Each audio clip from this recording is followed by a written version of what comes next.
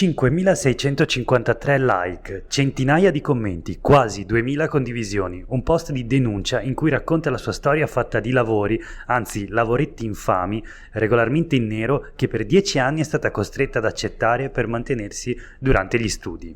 Oggi per Sveglia Veneto abbiamo con noi Noemi, classe 1995, originaria di Bassano del Grappa, laureata in Scienze Politiche all'Università di Padova, vive e studia a Porto in Portogallo. Ma chi è Noemi? E Noemi te lo chiedo a te, quindi se hai voglia di presentarti in 2 parole. Ciao Jack, grazie mille.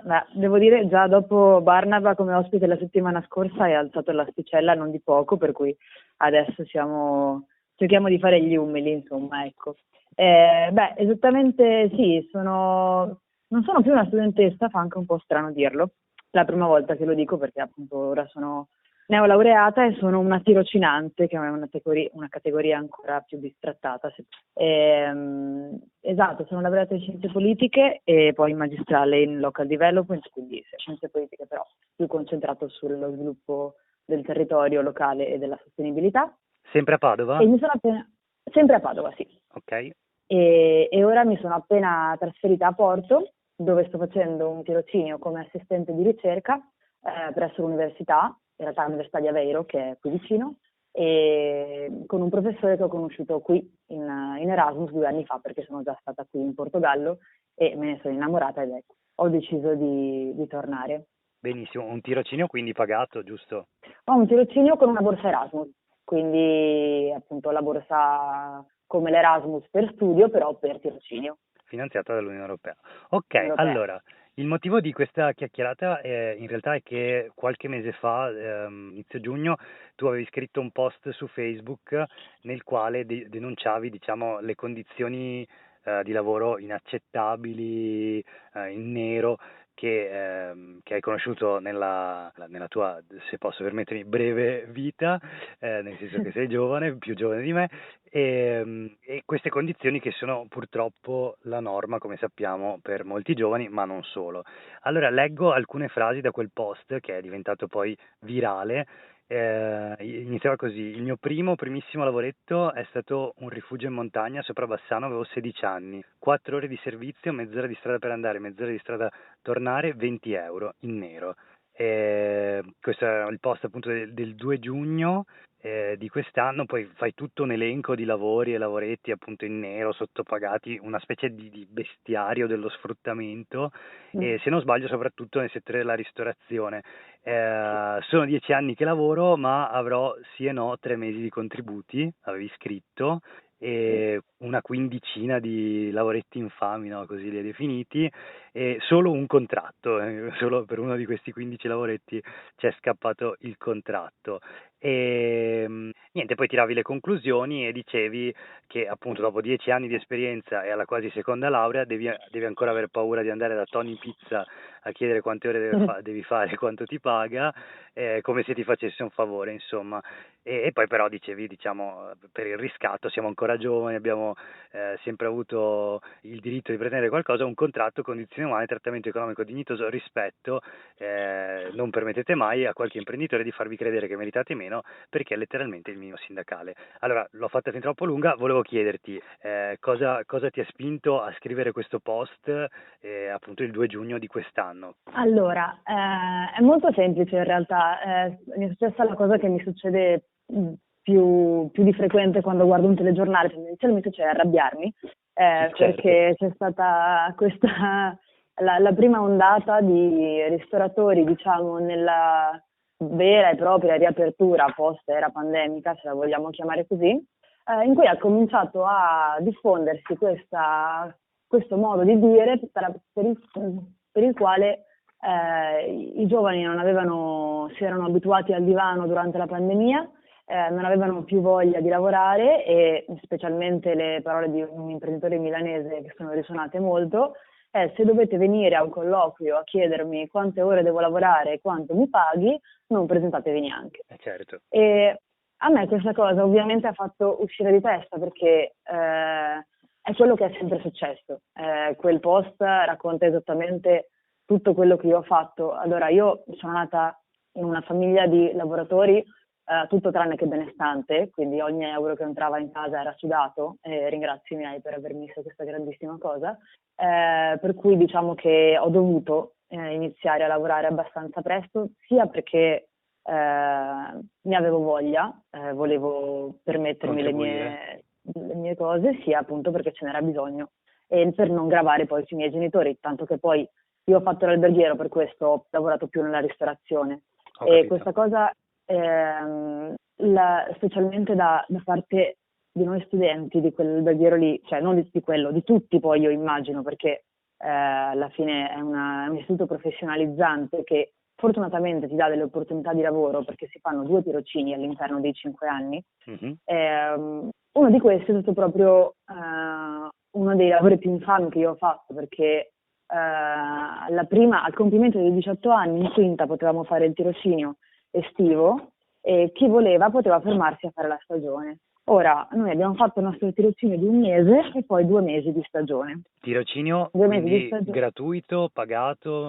Esatto, un tirocinio curricolare, quindi gratuito. Perché ovviamente certo. Quindi 1 mese gratuito e poi 2 mesi di lavoro effettivamente pagato. 2 mesi di lavoro effettivamente pagato che sono stati 6 giorni su 7 alla settimana, con turni di 9, 10, 11, 12 ore a volte al giorno, per prendere 900 euro in 2 mesi, cioè 450 euro al mese, senza che debba tu fare i conti, ti dico che sono 1,70 euro all'ora, ovviamente senza contratto.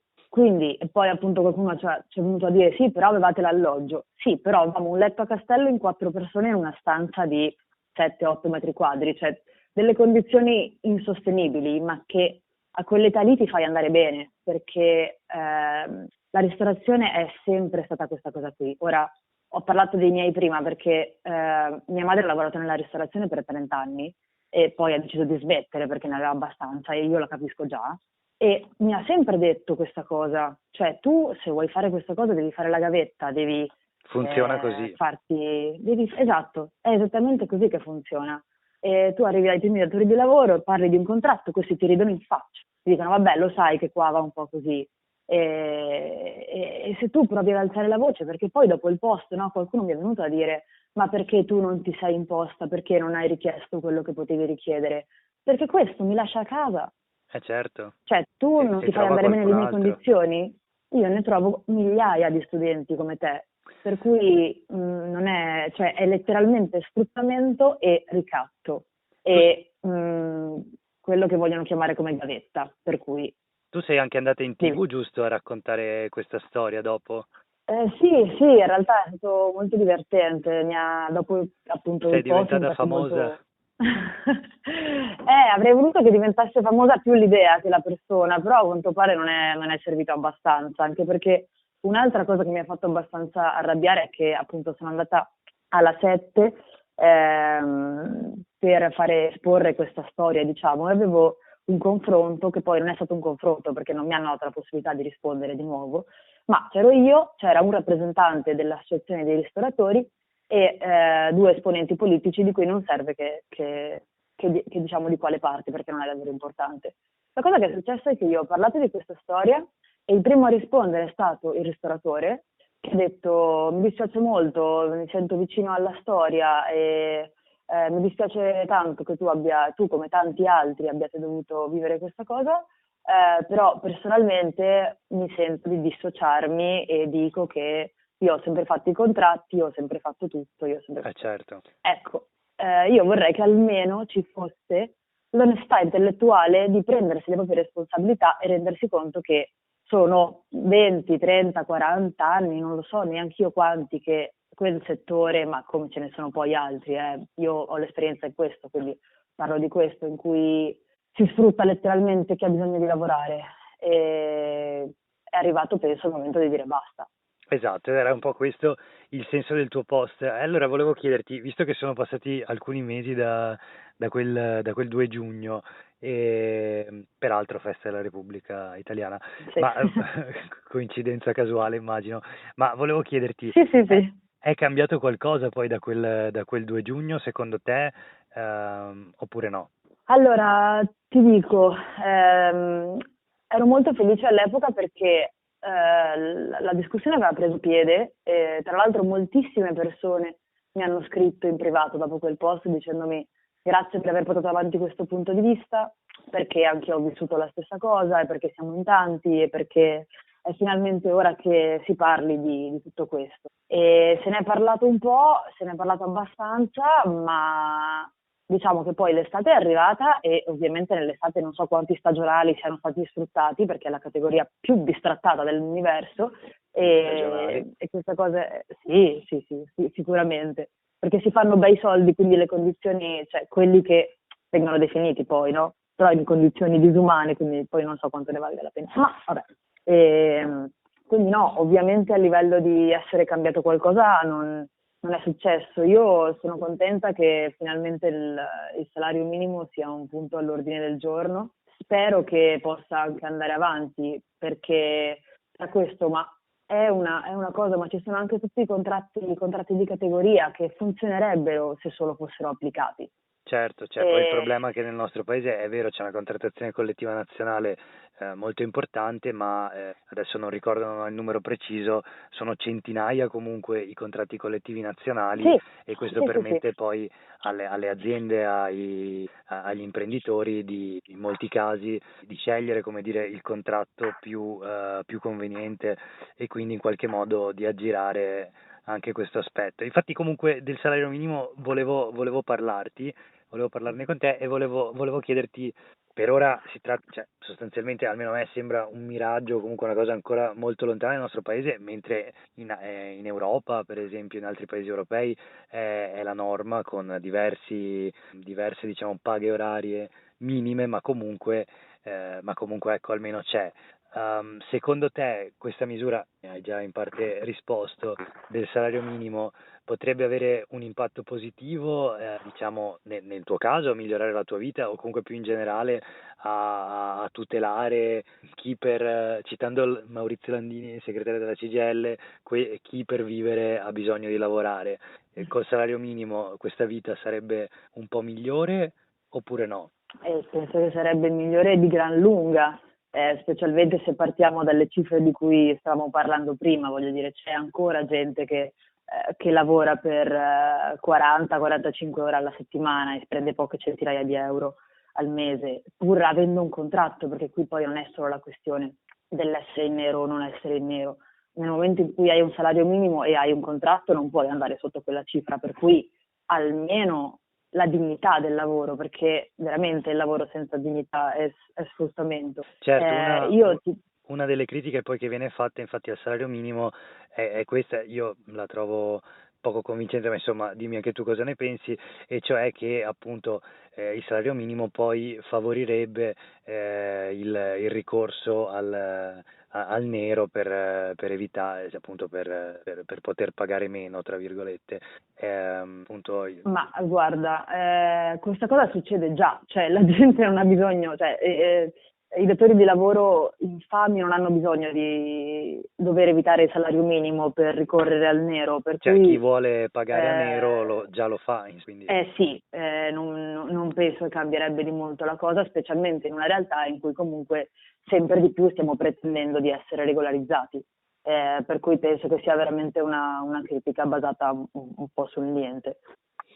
Tra l'altro, appunto, come dicevi, mi dispiace molto sapere e sentire, ma lo condivido, che sia un miraggio nel nostro paese, perché appunto io ora ti parlo dal Portogallo e l'ho visto giusto ieri, passava per il telegiornale, qui il salario minimo c'è ed è fissato a 630 euro al mese, che ti dico sono pochi, ma con il costo della vita che c'è qui umilmente ma dignitosamente si vive, e la discussione nell'ordine del giorno è portarlo a 705.